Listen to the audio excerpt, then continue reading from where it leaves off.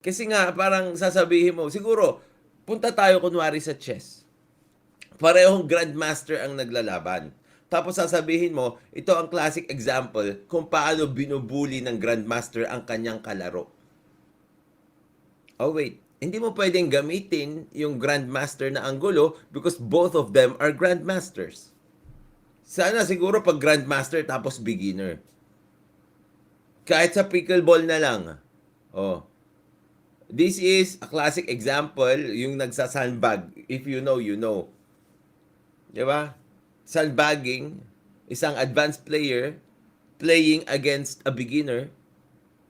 Tapos, you will play the card na this advanced player is bullying the beginner player because they are of different levels.